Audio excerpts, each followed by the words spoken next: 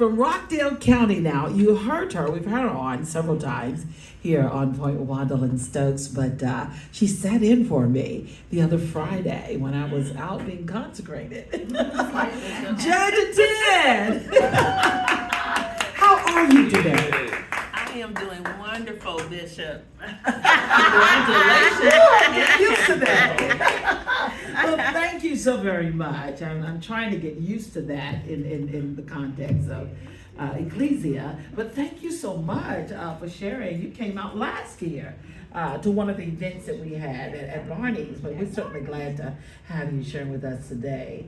Yeah. I'm so glad to be here. And how fast a year passes. Oh, I'm telling you, right? It certainly does. It certainly does. You know, you have a real big heart for youth and for young adults and making sure and trying to keep them out of the system. What are some of the words that you have? Because even in Metro Atlanta, they're coming up with programs like with the school resource officers. They're giving them additional training to help keep gangs out of schools and to keep children from being a part and wanting to be a part of schools, of gangs. So tell us about what do you think is important for parents to understand and know about bringing up children in this day and age? Well, wherever you fall on the parenting spectrum, whether you consider yourself a very traditional parent or a very avant-garde, innovative, modern parent, you got to listen to your children. Because if they know you are listening to them, they'll be more inclined to talk to you more and share more of what's going on in their lives. And some things are as old as the sun, but they are in a new world. It's very different from when we were teens. Yeah. And so you have to give some allowance for those differences and let them know you understand.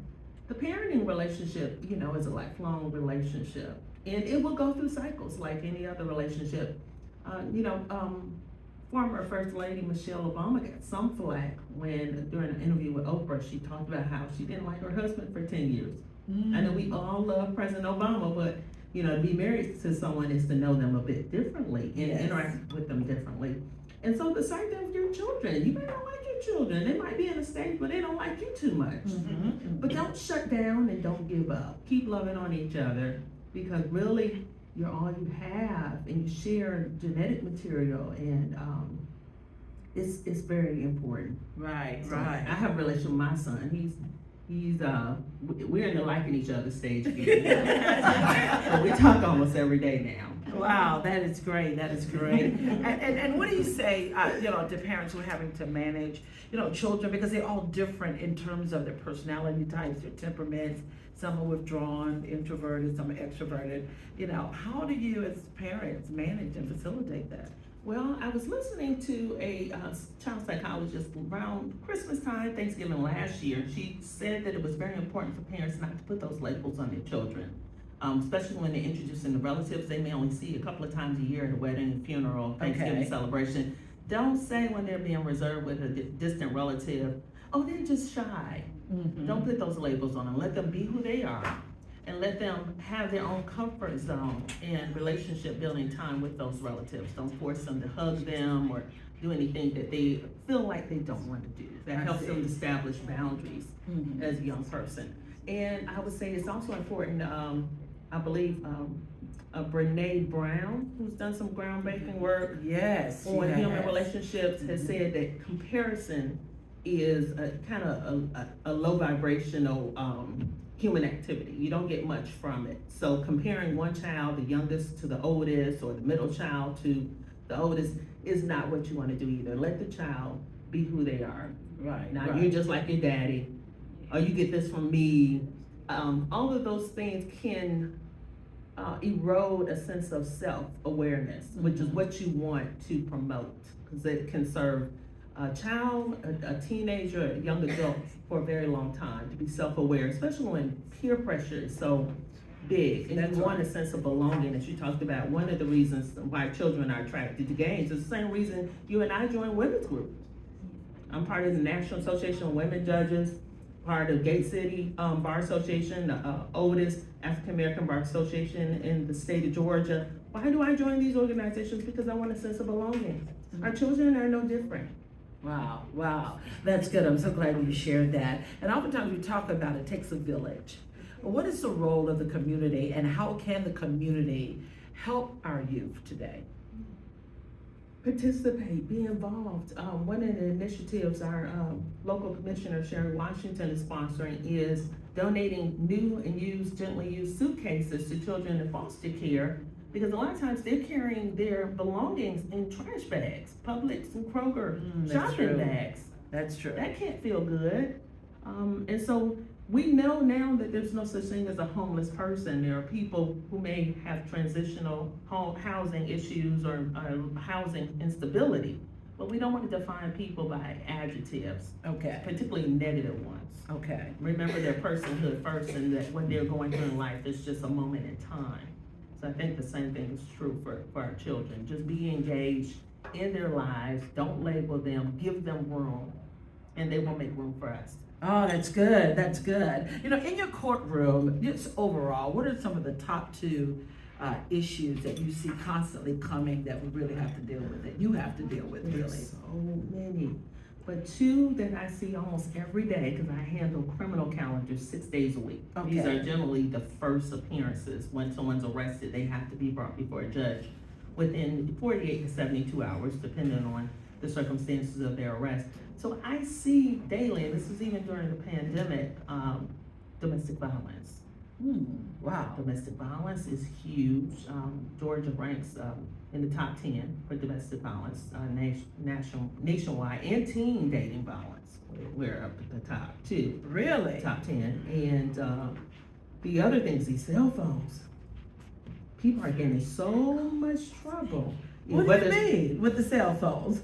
Whether it's young people stealing cell phones out of book bags, lockers in school, or partners going through each other's phones, fighting over phones, not being happy with what they see in the phones. Okay. Oh, wow. These phones are causing havoc in our community. Wow, wow. And so a lot of domestic types of violence that's coming through different kinds of ways. What do you think will help to lessen those types of violence? Because when you were talking about domestic violence in the home, and you were talking about especially during the pandemic, is it because in some cases perhaps they were just spending too much time together? They realized they didn't like each other, or just being enclosed was just too much, overwhelming? Well, you can always go out and take a walk and cool down. Yeah. 3 miles, 5 miles, occasionally I'll get up to 7 miles on a pleasant Saturday morning. But it was a combination of things. I think, Atlanta is very fast paced. Yes. Very fast paced. And we spend a lot of time moving around. So that means you don't get a chance to spend as much time with those that you live with. A lot of quality time. Mm-hmm. Usually everybody comes home, they plop down, watch TV, half eat something in front of the television, mumble a couple of words to each other, and then go to bed. Right. Get up and do it all over again. Mm-hmm. And so I think people realized they had grown apart, or that they needed better communication skills than they had been developing or not developing. Right, So right. communication is the key, I believe, to ending domestic disputes or any kind of dispute positively. You Yeah. gotta talk through it. That's right. The other thing is control is such a big issue of domestic violence. Why do certain couples, keep it to communicative disputes, and others it leads to physical violence and other types of violence?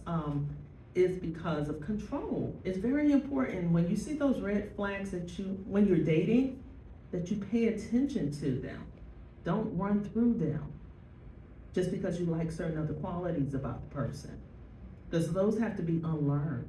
We know that boys that witness domestic violence in their homes are 3 times more likely to become abusers. And that's so crazy, because you think, my mom is getting hit on. Yeah. I definitely don't want to do that You to think my so. partner. Right. But they end up, many cases, doing the same thing because it's a learned behavior. Modulating one's emotions Right. is something that men and women have to work on. But when people don't do that well, they don't communicate well, they lash out in a very instinctual way. And once you stay, and they see you start cowering down, you don't start standing up for yourself, then they start getting a taste of power. And we heard the saying, what, power corrupts, and absolute power corrupts absolutely. So when you start cowering down, modulating your behavior, your standards to keep the peace in the home is one of the worst things you can do when you should be leaving. Right. And that's what's hard, and I think sometimes that's why people stay.